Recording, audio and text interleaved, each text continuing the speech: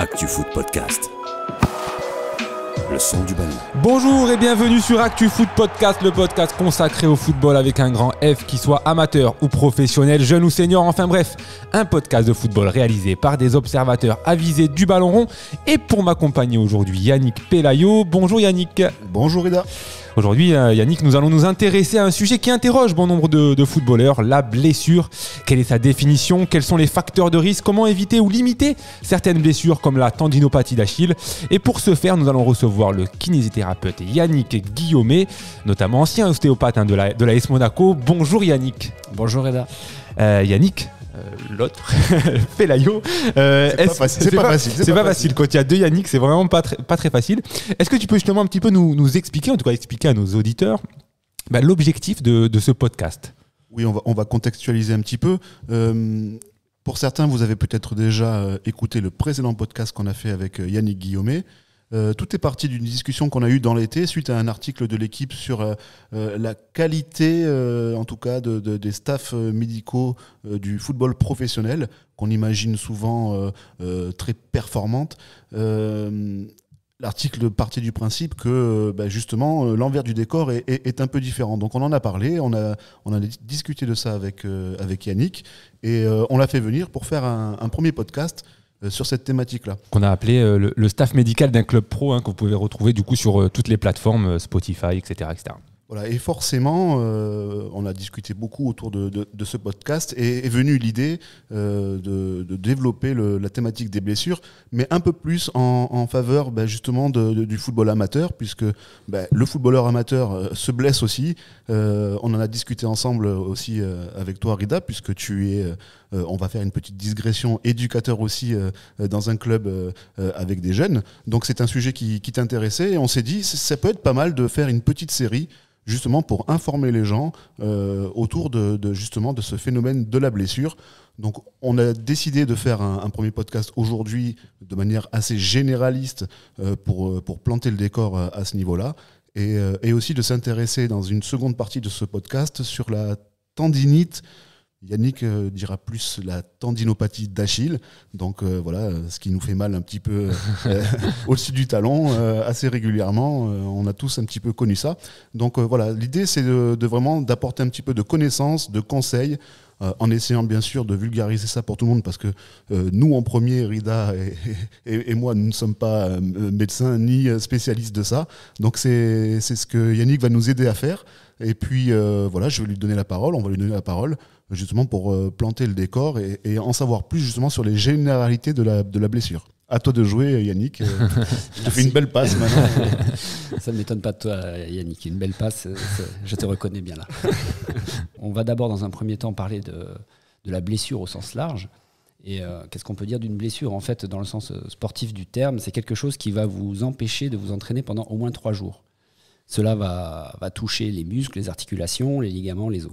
Mais dernièrement, on s'aperçoit aussi qu'il y a une nouvelle blessure, entre guillemets, ou en tout cas quelque chose auquel on s'intéresse de plus en plus, c'est le traumatisme crânien, qu'il ne faut pas oublier. D'ailleurs, je pense que ça serait très intéressant peut-être dans l'avenir, on fasse peut-être une thématique là-dessus, parce que ça vaut vraiment la peine. Oui, on le voit, pour rester rapidement sur ce phénomène-là, il y a aujourd'hui un protocole qui est mise en place dans le football professionnel, pas forcément dans le football amateur, et c'est vrai que c'est pas anodin quand même, le traumatisme crânien, notamment chez les jeunes aussi, avec le contact juste avec le ballon. On sait que dans plusieurs études ont été démontrés les dangers de cela, notamment chez les enfants. On sait aussi qu'aux États-Unis, les enfants n'ont plus le droit de jouer avec la tête jusqu'à un certain âge. Donc c'est tout à fait un sujet qu'on pourra développer dans un prochain numéro de ce podcast, effectivement. Oui, je pense que c'est tout à fait pertinent et intéressant de le développer, surtout pour le football amateur, parce que effectivement, dans le monde professionnel, tout le monde est très informé, il y a des protocoles très stricts, mais peut-être que dans le football amateur, ça l'est un peu moins, et je pense qu'attirer l'attention sur cette thématique sera vraiment très intéressant. Alors pourquoi, pour revenir aux généralités sur la blessure, pourquoi on se blesse? En fait, on va se blesser lorsqu'on va soumettre notre corps aux contraintes, aux sollicitations mécaniques des entraînements ou des compétitions. Et en fait, là où il y a un vrai paradoxe, c'est que si on doit parler de compétition, donc on va parler de facteurs de performance, et c'est aussi le fait de vouloir être performant qui va augmenter notre notre potentiel risque de blessure. Et justement, ça va être développé tout au long de ce podcast et des podcasts futurs. C'est qu'il est très important de respecter une progression, une progressivité dans les charges d'entraînement, pour laisser la possibilité aux muscles, aux tendons et aux os de s'adapter à ces contraintes mécaniques que sont les entraînements et les compétitions. Le but de chaque entraîneur, c'est de planifier un peu les entraînements et les charges d'entraînement, c'est-à-dire des entraînements qui vont être plus difficiles, plus sollicitants, et puis ménager des phases de repos. Ça aussi, c'est très important. Souvent, on a l'impression que quand on se repose, on perd son temps, quand on a envie de progresser très vite. Mais non, c'est une erreur. Il faut savoir s'entraîner fort, dur, mais il faut savoir aussi se reposer derrière pour pouvoir laisser le corps récupérer. Alors après, c'est qu'en amateur, là où c'est un peu plus compliqué à comprendre pour certains et plus difficile même à mettre en place, c'est qu'on a un nombre d'entraînements qui est limité. C'est vrai que, pour prendre mon exemple, on a 2 entraînements dans la semaine. C'est vrai que sur 2 entraînements dans la semaine, c'est compliqué de ménager des temps de repos. Bon, ils sont ménagés à côté finalement, hein, mais c'est difficile de ménager des entraînements un peu moins, avec des charges un peu moins importantes quand on a malheureusement que 2 sessions. Oui, après 2 sessions, effectivement, sauf si elles se suivent 2 jours de suite. Généralement, non. Là, ça serait un problème. Mais si c'est 2 sessions qui sont relativement espacées d'au moins 2 jours, on va dire, là, il n'y a aucun problème. C'est sûr que le temps de repos, il est là. Mais la problématique vient souvent des gens, des athlètes, des sportifs qui cherchent à bien faire et qui vont par eux-mêmes chercher à s'entraîner, en plus des entraînements qui sont proposés par les structures. Et c'est souvent là le problème. C'est pas un problème de patience, tout ça aussi pour le sportif amateur, le footballeur en l'occurrence, on a envie de rentrer dans le truc. On sort de l'école pour un jeune, ou du collège ou du lycée, on sort du travail pour un adulte. Voilà, c'est un moment privilégié de la semaine, c'est un moment où on va prendre du plaisir et finalement, on ne pense pas à cette patience qui est nécessaire pour justement préserver son corps. Tout à fait. Après, oui, c'est tout à fait légitime. Et le sportif, par définition, il est impatient. Il cherche toujours à essayer d'être le plus performant possible et le plus vite possible. Mais c'est là-dessus que je vais insister parce qu'il faut savoir se donner le temps pour être performant. Sur les facteurs de risque de la blessure, il y a 2 facteurs de risque qui sont intéressants à mettre en avant. Si tu peux nous en dire un peu plus. Oui, alors on va rentrer juste un tout petit peu en profondeur dans la complexité de la blessure. Donc il y a 2 principaux facteurs de risque qu'on appelle des facteurs de risque, premièrement intrinsèques, donc qui sont propres à chacun, c'est-à-dire la façon dont on est bâti, dont on est construit, nos caractéristiques physiques, nos caractéristiques psychologiques aussi, notre morphologie, si on a les genoux en dedans, les genoux en dehors, si on a un pied plat, un pied creux, notre âge, notre génétique, si on est un homme ou une femme, enfin bref, tous ces facteurs sont appelés des facteurs de risque intrinsèque, propre à chacun. Ensuite, il y a un deuxième facteur de risque qui sont les facteurs de risque extrinsèques. Et là, c'est tout ce qui est extérieur à l'athlète. Ça va être les chaussures, très importantes les chaussures. La météo, s'il pleut, s'il fait froid, s'il fait chaud, ça, ce sont des facteurs de risque aussi. Le terrain de sport, les fameuses charges d'entraînement. Et ça, c'est vraiment très, très, très, très important. Et puis après, il peut y avoir aussi les adversaires, les collisions, etc. Ça rentre dans les facteurs de risque extrinsèques. Là, dans les facteurs extrinsèques, tu parles des chaussures, par exemple. Alors, chaussures et terrain sont un peu liés, puisque forcément, il faut savoir bien se chausser pour pouvoir jouer sur certains terrains. Tout à fait. Et ça peut éviter notamment des problèmes au niveau des genoux. On a connu à un moment donné, un peu moins que les synthétiques actuels, mais on a connu notamment en Ligue 1, quand il y avait certains clubs de Ligue 1 qui avaient choisi des pelouses un peu synthétiques. On a connu certains joueurs qui ne pouvaient pas jouer sur ces terrains-là parce que justement des soucis aux genoux, aux articulations qui ne leur permettent pas de pouvoir évoluer sur ces terrains-là correctement. Oui, et puis pour rester dans le foot, ces terrains synthétiques-là, au début, il y a eu beaucoup de casses. Beaucoup de casses. Parce qu'on s'est aperçu aussi que le cramponnage, il fallait l'adapter aussi aux spécificités des terrains synthétiques et qu'il y avait des fois des joueurs qui restaient plantés le pied dans la pelouse et ça provoquait des blessures au niveau des genoux, les ligaments croisés, etc. Et c'est une question là aussi ça va dans les 2 sens, c'est-à-dire que c'est compliqué de s'entraîner toujours sur une pelouse et de jouer sur un synthétique, et l'inverse c'est la même chose parce que c'est différent au niveau des appuis notamment et ça peut là aussi créer d'autres types de blessures. Tout est différent. Tout est différent. Et effectivement, les rebonds du ballon sont différents aussi, c'est aussi à prendre en compte. Enfin, tout est différent, les appuis, la vitesse de déplacement, est-ce qu'on tacle ou on tacle pas pour les défenseurs. C'est pas la même chose de tacler sur un terrain synthétique que sur un terrain en herbe. Attention les cuisses. Je vais bien le croire. Donc bref, tout est différent et c'est vrai que dès qu'on change dans un sens ou dans l'autre, ça crée des problèmes. En discutant là, on se rend compte qu'il y a finalement plusieurs facteurs de risque. On se rend compte qu'il n'y en a pas une seule. On pense toujours que on se blesse souvent parce que on mange mal ou on boit mal ou on dort pas assez. Mais en fait, il y a un tas de choses. Des bouchées. Oui, exactement. Exactement. Et finalement, il y a plusieurs facteurs de risque en fait. En fait, oui, on sait aujourd'hui très bien que c'est faux de résumer la blessure à un seul problème, à une seule problématique. C'est je suis trop faible au niveau de mes ischios et je me suis blessé, c'est à cause de cette faiblesse. Ben non, c'est pas aussi vrai que ça. On sait que on a plein de cas et nous on l'a vécu à l'AS Monaco et partout dans tous les clubs aussi ils le vivent de la même manière. C'est que on va mettre en place des protocoles de renforcement musculaire sur les ischios. On arrive à des résultats très forts et le joueur il sort, il va s'entraîner. Il revient, il se reblesse ou il se blesse, même s'il n'était pas blessé avant, il se blesse aux ischios alors qu'on avait fait un renforcement. Donc, c'est pas aussi simple que ça. Il y a effectivement la blessure, elle est multifactorielle. Et c'est aussi, pour revenir sur la relation entre la blessure et la performance, c'est les mêmes facteurs en fait qui sont à l'origine de la performance, mais qui sont aussi à l'origine de la blessure. Et c'est le management entre ces deux-là qui est primordial. Parce que oui, la force, la faiblesse des muscles, les déséquilibres musculaires sont des facteurs de risque, mais la souplesse ou la raideur des articulations aussi. Le niveau général de fitness, l'âge, on l'a déjà dit tout à l'heure, mais l'âge, le sexe, la génétique, les facteurs psychologiques, le sommeil et la nutrition, tout ça, ça rentre en ligne de compte pour éventuellement être à l'origine d'une blessure ou de la performance. Mais ce que tu nous dis là, du coup, c'est que si on ne s'entraîne pas, on est plus à même de se blesser. Oui. Si on s'entraîne beaucoup, on est plus à même de se blesser aussi. Alors, le but étant de s'entraîner beaucoup, de s'entraîner fort, mais de planifier les entraînements. Oui, si on ne s'entraîne pas beaucoup et qu'on va aller à la compétition, on a énormément de chances de se blesser. Et que si on va à la compétition en étant surentraîné, en n'ayant pas assez récupéré, on a aussi beaucoup de chances de se blesser. Oui, parce qu'en préparant ce podcast, tu nous as aussi donné quelques chiffres, quelques statistiques, quelques études. On va en parler un peu plus tard, mais on se blesse peu généralement à l'entraînement, on se blesse beaucoup en match. Alors ça, je sors ces statistiques d'une étude, c'est pas moi, mais je m'appuie sur beaucoup d'études scientifiques pour préparer ces podcasts. Et il y a une étude qui est sortie en 2019 par un chercheur qui s'appelle Lopez Valenciano, comme ça c'est complet, qui est une épidémiologie des blessures dans le football professionnel. Et en fait, de cette étude, je vous la fais courte, c'est mieux pour tout le monde, il ressort quand même, et ça c'est quelque chose qu'on savait déjà, c'est qu'on se blesse 10 fois plus en compétition qu'à l'entraînement. Rapport horaire. Et effectivement, ça c'est quelque chose qui est connu, c'est-à-dire que la compétition est un facteur de risque de blessure.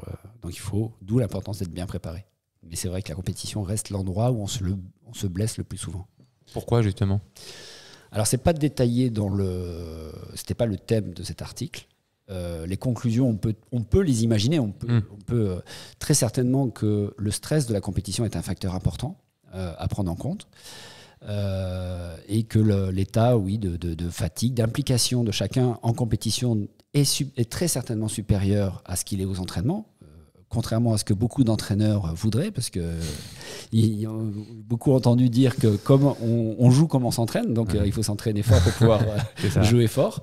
Mais cette étude, elle montre quand même de façon très objective que non, on doit encore progresser sur les entraînements a priori, puisqu'on s'entraîne, on se blesse 10 fois plus en compétition qu'en match. Tu nous as aussi dit qu'il y avait deux grandes familles de blessures. Est-ce que tu peux préciser ce propos ? Oui, alors on a l'habitude de classer les blessures dans le foot soit en traumatique, soit en surutilisation, en micro-traumatique, en overuse en termes anglais. Donc la traumatique, c'est un super accent quand même. T'as vu ça ? Je l'ai travaillé. Overuse. Donc soit traumatique, traumatique, c'est la blessure instantanée, c'est l'entorse de cheville, c'est la blessure musculaire sur un sprint, on s'arrête et voilà, on peut plus continuer. C'est le fameux claquage. Le fameux claquage, voilà, exactement. Et puis l'autre, c'est donc La surutilisation, c'est tout ce qui est des micro-contraintes qui vont aboutir à des fractures de fatigue, de stress au niveau de l'os ou des tendinopathies qu'on va aborder après. Pourquoi c'est important de les classer dans ces deux catégories-là ? C'est important de les classer parce que en fait, le mode de traitement, alors ça c'est important à connaître pour le monde amateur surtout, que la façon de les soigner est très légèrement différente, enfin même pas très différente, elle est différente de façon importante. C'est que l'instantané, effectivement, on va avoir tendance, et c'est bien, de mettre un bandage relativement compressif au début avec du froid, avec de la glace, tout en surveillant de ne pas mettre trop longtemps et directement sur la peau parce que ça peut brûler, ça après c'est embêtant aussi.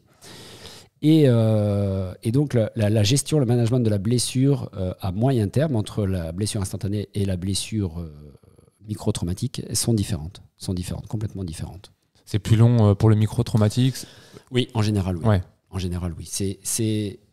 C'est pervers le micro-traumatique parce qu'en fait, on continue dessus, souvent. Parce que c'est une petite douleur qui apparaît et puis on ne s'arrête pas, on n'a jamais envie de s'arrêter.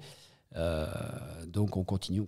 Puis après, jusqu'au moment où la douleur devient invalidante, vraiment. Et là, du coup, on n'a pas le choix, mais du coup, ça prend aussi du temps pour récupérer.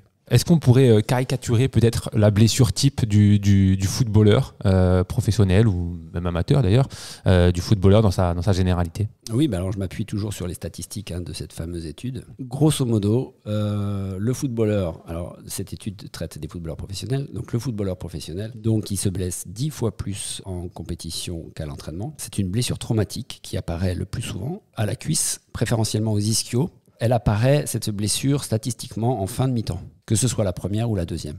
Vraiment quand on a un état de fatigue. Commence à avoir un état de fatigue, peut-être de la déshydratation aussi, qui est un facteur important à prendre en compte. D'où l'importance d'être très bien hydraté avant la compétition. C'est aussi quelque chose de très important. C'est intéressant quand même de voir un petit peu ces petites statistiques-là. Alors c'est vrai qu'on l'a vu dernièrement, il n'y a pas très longtemps, sur un exemple très... parlant, criant, j'ai envie de dire, c'est à Monaco. C'était contre Nantes, si je ne dis pas de bêtises, où le coach a dû faire 2 changements, je crois, ou 3 changements, suite à une blessure aux ischio-jambiers, là, pour le coup. 3 changements. Sidibé et Badiachil en première mi-temps, et il me semble Myron Boidou qui s'est blessé peu après son entrée en seconde période.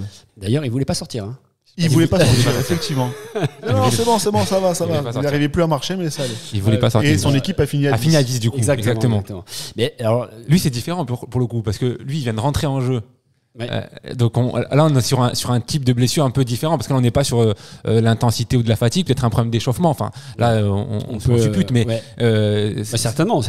Mais après, voilà, c'est compliqué d'être sûr de l'origine de la blessure. Vraiment, c'est pas simple. Mais c'est la preuve. Là, c'est sûr que c'est pas de la fatigue a priori, quoique peut-être il était surchargé les entraînements d'avant. Parce que justement, pour rebondir là-dessus, il y a une autre étude scientifique d'Ekstrand qui a montré, Ekstrand est un médecin de l'UEFA et qui fait beaucoup d'études scientifiques dans le monde du football professionnel. Et lui a proposé, pour revenir au facteur de risque, suite à une étude qu'il a fait en 2015, un nouveau facteur de risque externe qui est la stabilité des clubs, que ce soit donc au niveau des coachs, des staffs médicaux, et aussi de l'adhérence des joueurs et des coachs au programme de prévention.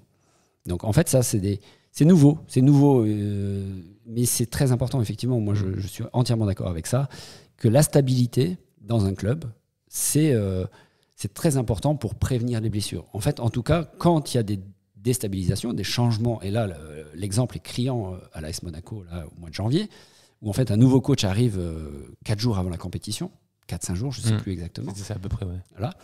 Et donc, il y a forcément un changement à un moment donné dans la façon de s'entraîner, des joueurs qui veulent peut-être se montrer, donc plus d'implication. Et puis là, c'est caricatural. Dans le même match, 3 blessures aux ischios. Donc du coup, on est en plein dans les statistiques. Ces blessures aux ischios, alors peut-être pas tous en fin de mi-temps, mais en tout cas, c'est 3 blessures. Et là, c'est clair que c'est lié à cet environnement qui a changé la semaine précédente. Là, aujourd'hui, on va s'intéresser un peu plus précisément sur la tendinite. Tu vas un peu plus nous définir ça. Déjà pour commencer, est-ce que c'est une blessure traumatique ou du coup Non, c'est une blessure micro-traumatique. Ouais. Oui, en préparant cette série sur les pathologies dans le football, J'ai voulu m'intéresser, alors c'est pas la plus statistiquement celle qui revient le plus souvent, la tendinopathie.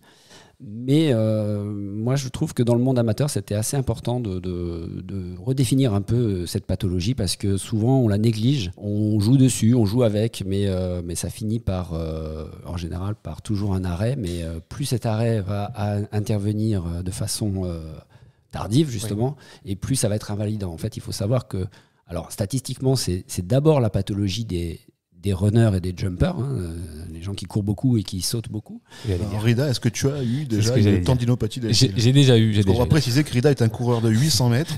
J'ai déjà eu. Donc, même, c'est vrai que c'est. Mais alors, généralement, tu l'as, alors, en tout cas pour les runners, c'est souvent un problème de chaussure qui s'use un petit peu. Du coup, il y a moins d'amorti. Du coup, ça vient taper un petit peu trop sur le tendon. Donc, effectivement. Et souvent, ça arrive en début de saison. Où en fait on enchaîne après une période de 2-3 semaines de coupure et on remet un petit peu trop d'intensité au niveau de l'entraînement. Enfin, en tout cas, on enchaîne un petit peu l'entraînement, ce qui fait que le tendon n'a pas vraiment le temps de... c'est ce que tu disais tout à l'heure, c'est important de monter crescendo. Le tendon n'a pas le temps de s'habituer, de se réhabituer en tout cas. Ça, lié à une chaussure pas forcément bien comme il faut, on se retrouve avec ce type de blessure-là. Tout à fait. Ouais, ça peut être supportable et c'est un danger. Mais quand on est vraiment attaqué à ce niveau-là, c'est comme si on prenait des coups de couteau dans le tendon, c'est horrible. Oui, là c'est déjà quand on est à ce niveau-là, ça fait déjà quelques semaines, voire quelques mois que tu joues avec quand on est à ce niveau-là. Exactement. Ouais. Donc oui, alors en fait, statistiquement, cette blessure, il faut savoir qu'elle récidive énormément. C'est pour ça que je voulais mettre l'accent dessus aujourd'hui. Elle a presque 44% de taux de récidive. Ça veut dire que en fait, c'est très compliqué de guérir complètement d'une tendinopathie d'Achille. Et guérir, qu'est-ce que ça veut dire guérir d'une tendinopathie d'Achille ? Ça veut dire qu'il se passe 1 an entre le moment où vous avez plus mal, vous ne ressentez plus rien, que vous vous entraînez, vous jouez normalement, et au bout d'1 an, sans douleur, on vous considère comme guéri. Donc c'est très long de guérir d'une tendinopathie d'Achille. Et ça récidive très souvent. On entend souvent, on sait que c'est une blessure qui reste aujourd'hui encore assez grave pour un sportif et notamment un footballeur. Il peut aussi y avoir la rupture totale du tendon d'Achille. Est-ce que justement une tendinopathie chronique favorise cette rupture totale qui là nécessite, déjà fait très très mal pour les témoignages qu'on a pu en avoir, et nécessite des soins qui sont très longs et un repos forcé très très long. Oui, alors tout le monde a peur de ça.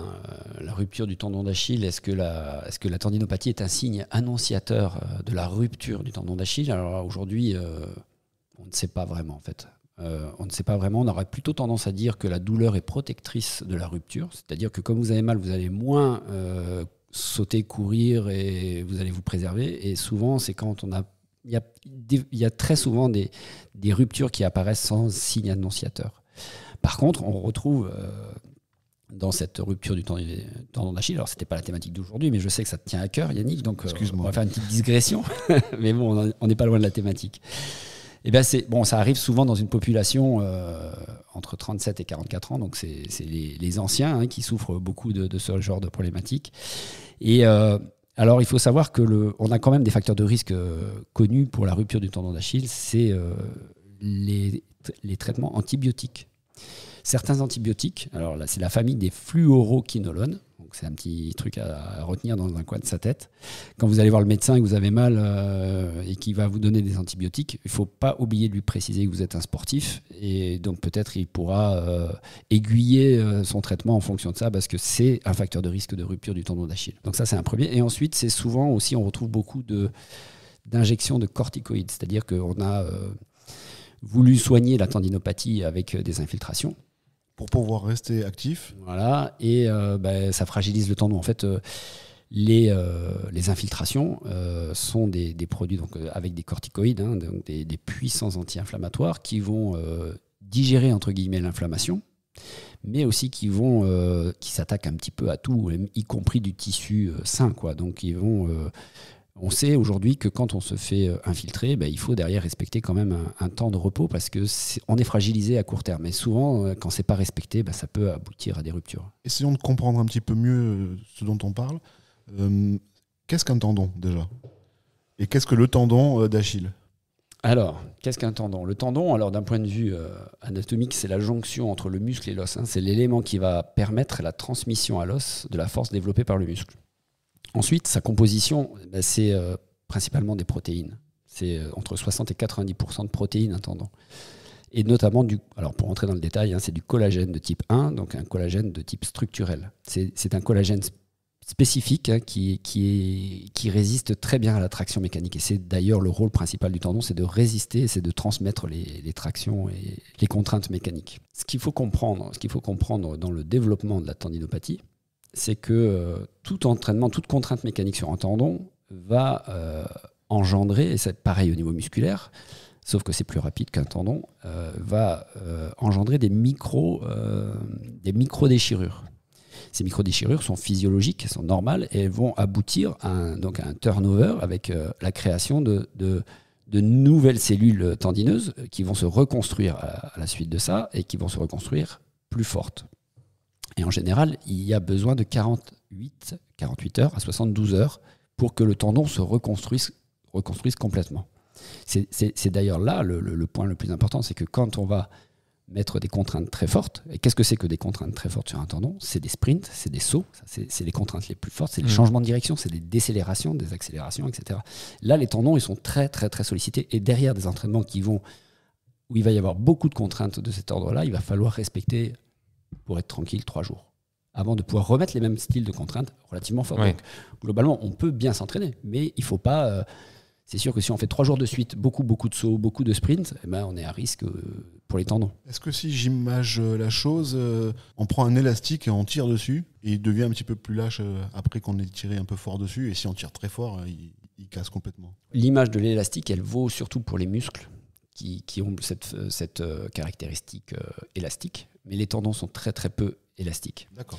Et ils ont même des coefficients de raideur, et ça c'est un peu plus complexe, mais grosso modo, un tendon, il a différentes zones de raideur en son sein. C'est-à-dire qu'il est plus raide au niveau de la jonction avec l'os, il est moins raide au niveau de la jonction avec le muscle, et qu'il faut travailler sur ces différentes zones de raideur pour faire de la prévention aussi. Et donc là, si je comprends bien, le tendon d'Achille va être accroché d'un côté au talon, oui, pour venir jusqu'au mollet. Oui. Donc le talon étant l'os et le mollet étant le muscle. Exactement. C'est ça? Oui, tout à fait. On progresse vite au contact de Yannick. Voilà. On peut devenir kiné là dans pas très longtemps, si tout se passe bien. Tout se passe bien, il va nous engager.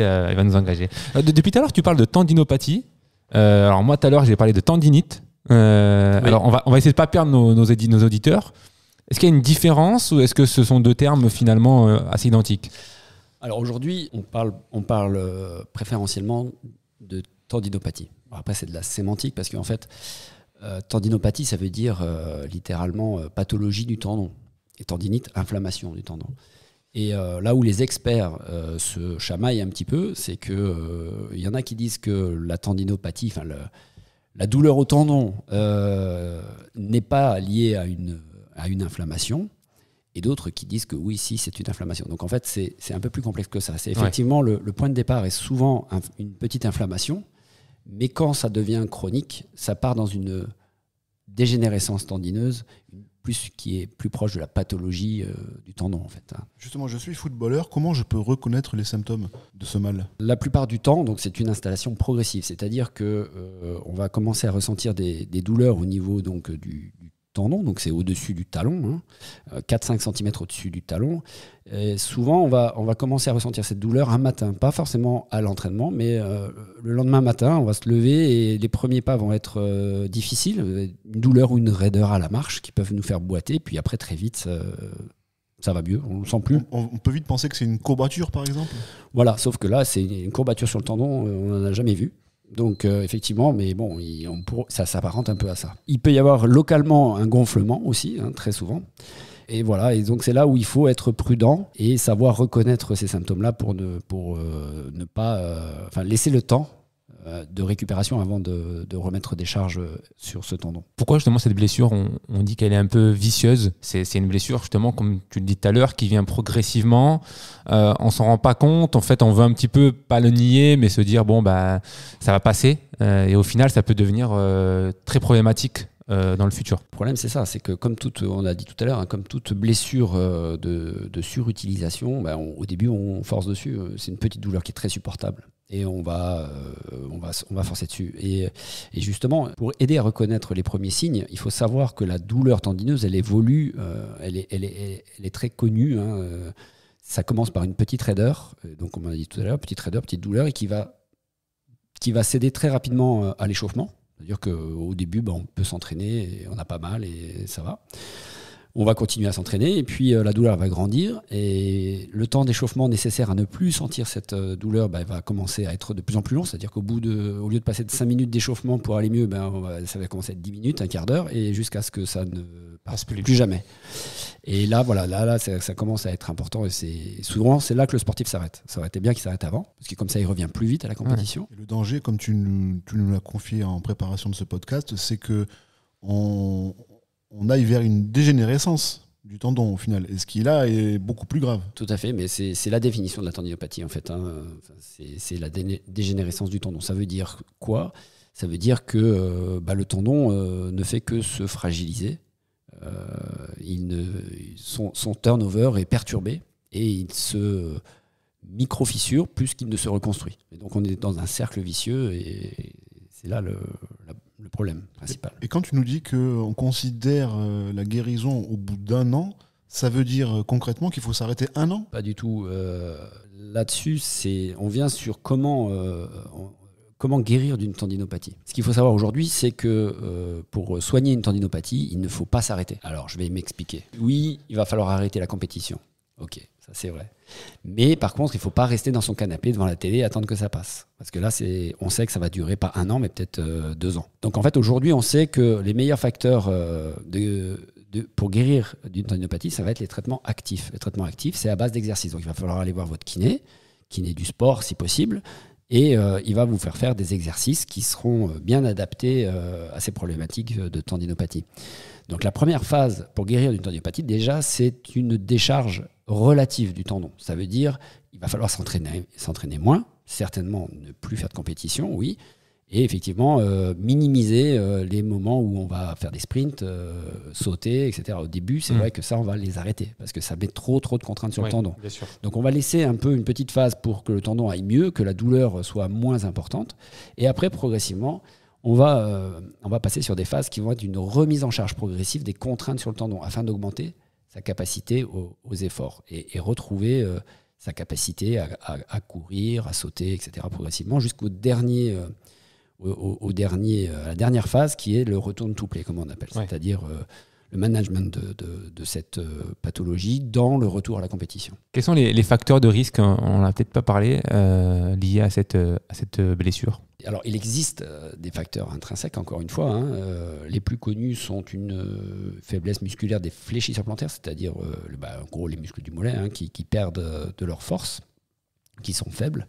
Le plus important pour moi, ça reste quand même la charge d'entraînement. J'y reviens, parce que moi, c'est le plus important. D'ailleurs, la plupart des athlètes qui ont été interrogés sur leur tendinopathie et comment c'est arrivé, ils ont tous relaté le fait que dans les semaines qui précédaient, il y avait une augmentation brutale, que ce soit en volume ou en intensité, des entraînements. Donc c'est vraiment... On peut parler de la reprise de l'entraînement notamment, non ? Exactement, c'est des périodes à risque. Les périodes à risque et à bien manager, justement, c'est les intersaisons et après des temps d'arrêt imposés pour des raisons professionnelles ou pour des raisons d'autres blessures. Parce qu'on peut très bien revenir on s'est arrêté pour une autre blessure au genou et puis d'un seul coup on reprend puis on fait une tendinopathie d'Achille. Donc oui, il faut vraiment ces périodes-là où on se remet en activité, c'est très important. Tu nous confiais qu'il y a aussi un taux de récidive important de cette blessure, aux alentours de 27 à 44%, donc on est au minimum ou quasiment entre un tiers, presque la moitié en fait des personnes qui ont subi cette blessure font une récidive. Ça, c'est lié au fait que très rapidement, tout est relatif, parce qu'il faut savoir qu'une tendinopathie aujourd'hui, pour guérir, il faut compter au plus court 6 semaines et au plus long plus d'1 an. Le taux de récidive, il est souvent lié au fait que les symptômes deviennent, au début, quand on s'arrête ou on diminue les contraintes, les symptômes vont mieux très rapidement. Et d'un seul coup, on se croit guéri. Sauf qu'en fait, on ne l'est pas, ça prend du temps. Et pour ça, il faut reprendre progressivement, voir l'évolution des douleurs lors des entraînements. Et tout ça, c'est comme ça qu'on a les meilleures garanties pour pouvoir reprendre sans récidive. C'est-à-dire qu'il ne faut pas vouloir reprendre trop vite, c'est toujours pareil. Et donc j'ai une tendinopathie, qu'est-ce que je dois faire? Donc, tu nous as précisé un petit peu plus tôt, aller voir un kiné, kiné du sport de préférence, voir un docteur. Que va-t-il faire, lui, pour évaluer justement la gravité de ma tendinopathie? Il va me faire une radio, un IRM, une échographie. Aujourd'hui, pour faire le diagnostic d'une tendinopathie, on peut s'appuyer sur des examens complémentaires, mais ce n'est pas obligatoire. En fait, l'examen clinique, plus l'histoire de la maladie, entre guillemets, c'est-à-dire comment c'est apparu, où vous avez mal, si c'est gonflé, la raideur qui passe à l'effort au début, voilà, tout ça conforte le médecin dans son diagnostic. Après, il peut s'appuyer sur des examens complémentaires et l'examen de choix, ce serait l'échographie.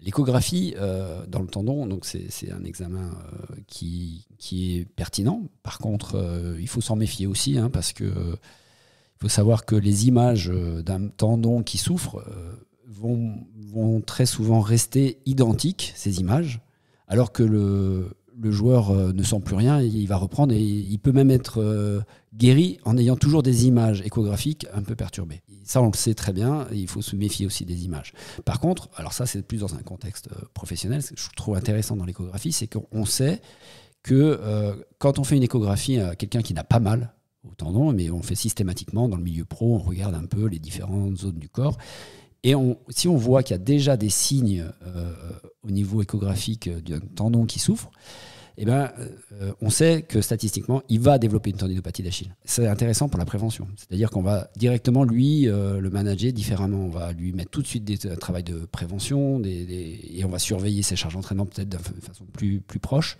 Voilà, ça c'est dans le monde professionnel. Dans le monde amateur, c'est compliqué d'avoir un échographe sous la main régulièrement, quoi. Si on parle de prévention, tu nous as dit éviter les surcharges, les routines de prévention, notamment des actions de musculation. Il y a aussi un troisième point qu'on n'a pas évoqué là, mais qui est important, c'est la nutrition.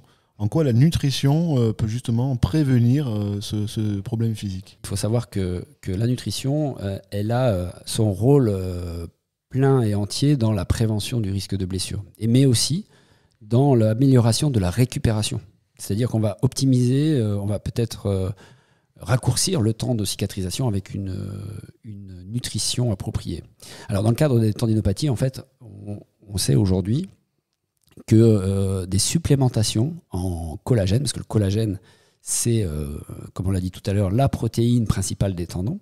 Pas seulement pour la chirurgie esthétique. Et c'est pas que pour la chirurgie esthétique, effectivement. Et le collagène a son rôle très important pour le sportif dans les tendons, les os, les cartilages, etc. Le collagène, aujourd'hui, on sait, il y a beaucoup d'études qui ont montré, aujourd'hui, qui vont toutes dans le même sens, qu'une supplémentation en collagène, en gélatine, et collagène hydrolysé, ça s'appelle, joue un rôle essentiel dans la récupération tendineuse et même dans la prévention. Et voilà, donc il y a tout un tas de produits sur le marché, et bon, j'en connais pas comme ça, j'en ai pas à conseiller plus que d'autres, mais en tout cas ça existe, et on sait qu'en prenant par exemple 1 heure avant un entraînement des shots entre guillemets de collagène, on va avoir un vrai impact sur ces tendons et on peut minimiser les risques de blessures et puis optimiser les cicatrisations quand on est dans ce cas-là. Oui, alors ce qui est important de préciser, c'est que sur les 2 premiers actes de prévention, donc c'est la gestion de l'entraînement, éviter les surcharges et pouvoir travailler sur de la musculation par exemple. Là, c'est plus dans les mains des éducateurs, dont toi, Rita. Par contre, c'est difficile de faire des shots de collagène. Voilà, la nutrition, là, on est plus c'est plus la responsabilité de chaque pratiquant. Oui. L'éducateur peut conseiller à ses joueurs de le faire, mais là, ça lui échappe. Ah oui, au niveau amateur, c'est compliqué au niveau amateur, notamment sur des équipes jeunes, de pouvoir leur donner on leur donne des conseils, mais est-ce qu'eux, ils vont les appliquer de leur côté? Malheureusement, c'est beaucoup plus difficile d'avoir un suivi que dans un monde pro, dans une structure professionnelle où en tout cas on peut suivre plus facilement un joueur, ce qu'il mange, etc., ce qui se passe avant, pendant et après l'entraînement. Là, clairement, pour caricaturer la chose, mais qui n'est pas vraiment une caricature, moi j'ai déjà vu un joueur arriver à peu près 2 heures avant un match en mangeant un burger. Bon, voilà. Est-ce qu'il y a du collagène dans le burger? Tout à fait. Tout à fait. Voilà. Tu vois, et donc il a raison. Donc il a raison. Ben, je vais lui dire de continuer du coup. Voilà. Après, il y a des différentes disponibilités selon le support dans lequel c'est ingéré. Mais bon, oui, ça reste du collagène, hein, des protéines, le burger. Il y a un 4e aspect dont tu nous as parlé. Et là, même si on est dans le foot amateur, on sait que c'est compliqué. C'est justement être à l'écoute de son corps.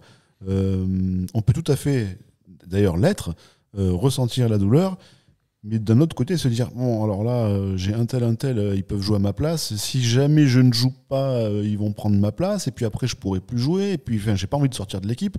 C'est toujours un mauvais calcul, ça. Tu peux nous le confirmer, non? Et surtout dans le cadre de la tendinopathie, en fait, il faut être à l'écoute de ces premiers fameux symptômes de raideur ou de douleur matinale, ou quand, par exemple, on reste assis pendant 1 heure et puis d'un seul coup, on doit se lever pour aller chercher quelque chose et que tiens, ça tire un peu derrière, c'est bizarre, etc. Ça, c'est souvent les signes annonciateurs d'une tendinopathie d'Achille. Donc, il faut savoir les reconnaître. Je vais penser à une anecdote sur un ancien joueur défenseur de l'équipe d'Angleterre et de Manchester United, Rio Ferdinand, qui avait été blessé après une trop longue partie de PlayStation, avec les pieds sur la table basse. Oui, ça arrive. Il y a des choses comme ça assez croustillantes qui arrivent.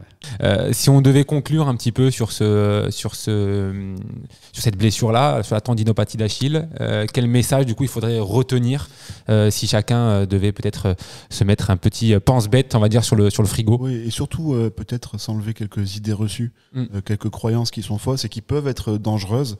Je pense notamment aux étirements, peut-être. Peut-être que les étirements sur une tendinopathie, c'est peut-être pas forcément recommandé. Tu vas nous éclairer là-dessus? Oui, tout à fait.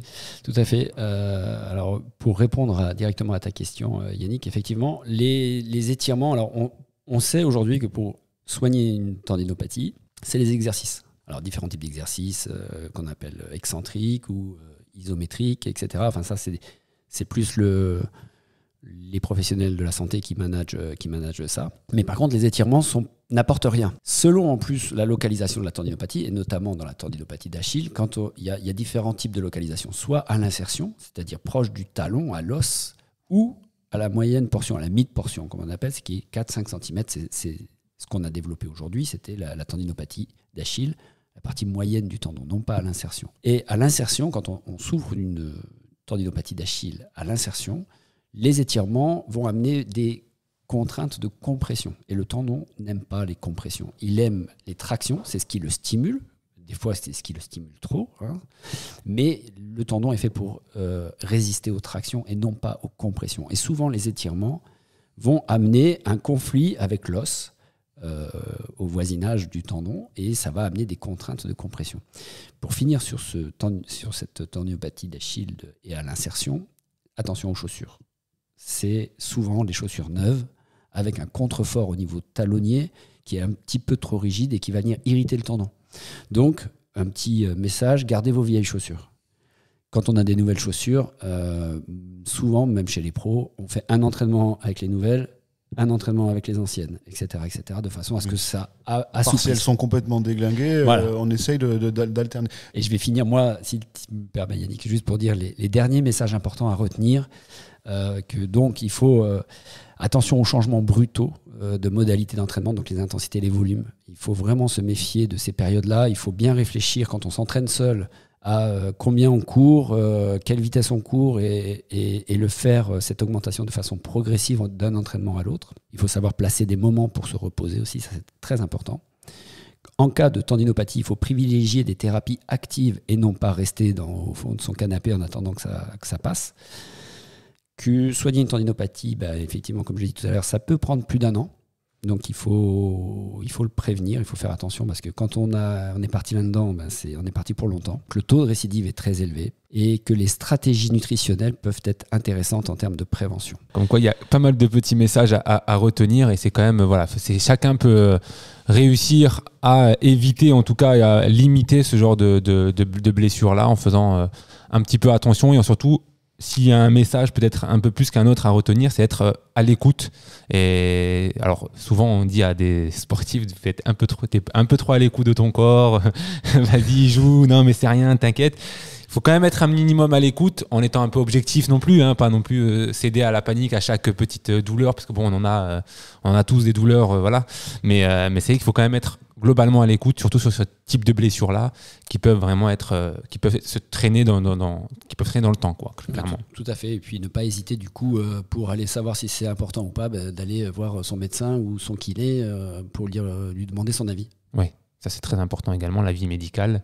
Il n'y a pas que Doctissimo, il y a également de très bons médecins et de très bons kinés qui peuvent donner de très bons conseils, notamment pour la guérison de cette blessure. Et surtout, ne restez pas du coup devant votre PlayStation, puisque même aux footballeurs pro, ça ne leur réussit pas. Très important. En tout cas, merci beaucoup et on vous dit à très bientôt sur ActuFoot Podcast. Au revoir. Merci, au revoir.